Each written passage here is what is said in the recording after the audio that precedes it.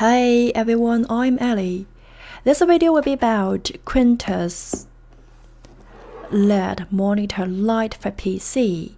So in this video, I'm going to be reviewing this monitor light and unboxing, first impression, and showing you guys the features and the functionality of this product. So I'll be also doing the comparison of this light with my other monitor light, which is BenQ Screenbar Plus. I purchased a couple of years ago. So this light cost me $200+. The link is above. Okay, let's start with unboxing. On the box, they've highlighted the key features, things like the wireless remote, manual stepless dimming, and a symmetric light source, and a half-meter lamp length. My BenQ light uses the wired controller, and this one got a remote control, so that's already one difference to note. I'll do a detailed comparison later. And on the back, it also shows the type of screens it works with, like the ordinary screens, irregular screens, and even curved displays. Alright, let's open the box. Hopefully I can do this one-handed as my other hand is holding the phone recording.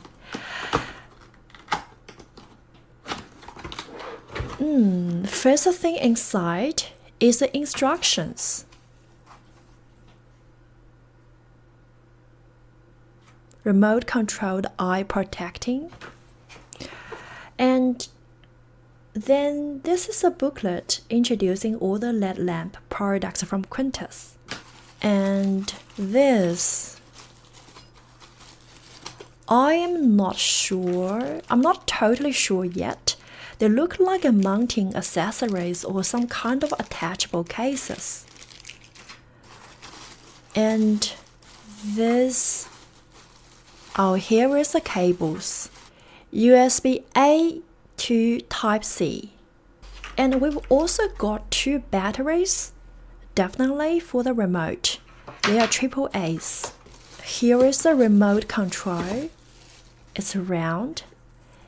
And the remote itself feels really nice. And the bottom, it has a matte finish, very techy vibe. And here is the screen bar.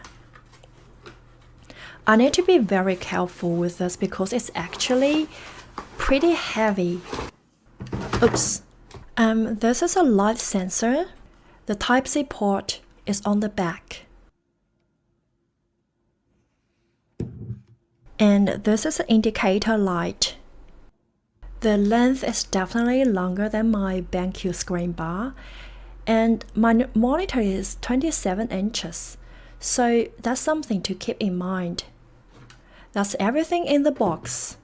The screen bar, the cable, the remote control, the attachable accessories, two batteries, the menu, and the product booklet.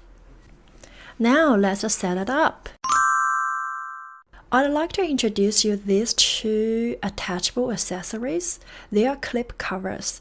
They let you adjust the clip gap depending on your screen type. You can also remove the default cover. Just give it a little pressure. This part has a rubber padding on the inside to prevent scratches and stop the clip from slipping. So yeah, like you can swap it out for either or the other two. The default gap goes up to about 2.6 centimeters. See, it's adjustable. The light bar can actually extend to fit up to around 4 centimeters thick. When you add a spare clip covers like this one with roughly no more than 1 centimeter gap, I would say 0.3, the extension increases that gap to about 1.5 centimeters. With all these cover options and the adjustable design, it makes sense why this light works with so many screen types, even the weird, irregular ones. The tightness of the screen bar can also be adjusted. You see the rotation. So how to adjust it? As you can see, here is a cover and another cover. Basically, you can take off the cover and tighten the locked screw inside. And once you're happy with the tightness, basically put the cover back and the tight can be adjusted. So the little tool is included in the pack. I'm mounting the screen light onto my monitor now. I didn't need to use any of the extra clip covers. The default one works fine for my setup. And seriously, don't be like me trying to do this with one hand. Just use two hands, okay? It's a lot easier and way less stressful. Okay, it's stable.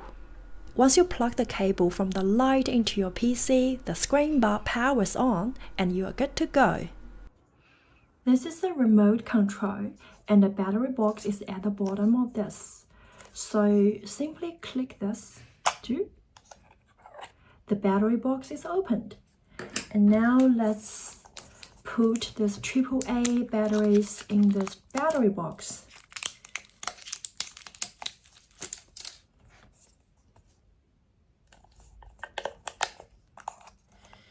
Okay.